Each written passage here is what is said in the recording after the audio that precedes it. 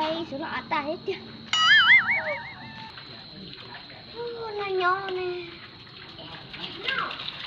Chúng tôi đã cũng nè. Chứ là con ta sao? Chúng có chơi chưa? Oh no! Có chơi không?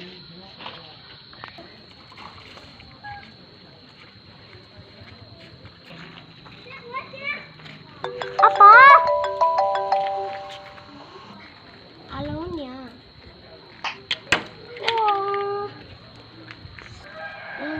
Coba. Semua jasa jengsul. Nggak ada kok, nggak usah. Cuma mau hype doso.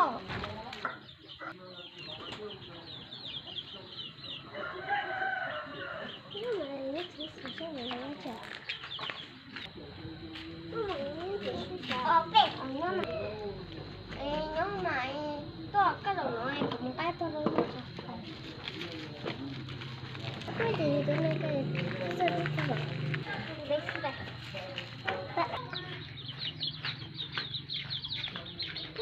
chỗ đi chung đẹp nhưng mà có bây giờ chứ mà có rất của nè của ta sao đây bây giờ cái tụi ta đã phỏng thân à có chơi mình cái tụi mình tụi nó super cái tên không có chơi một cái đâu chứ nào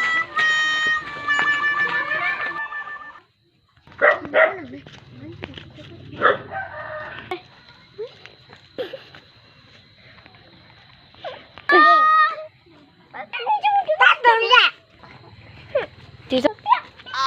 no!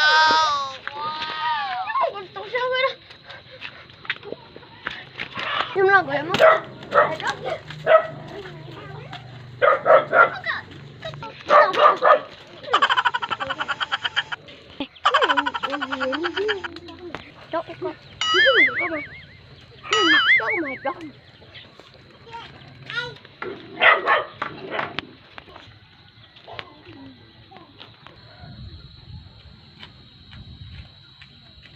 bé đó lúc trẻ nó môi đi phần tốt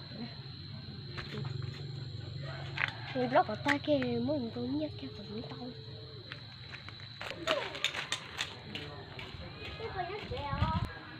tôi lo tôi mua chứ nào tôi lo mua cơm mà tới ngày mua những mấy thùng xả em rất được của em vừa có hạt lâu có hai thùng xả nó mua trong cha tôi đã mong cái chú có xả rồi bao nhiêu tết kìa lâu nữa chơi nào thì tôi cũng thấy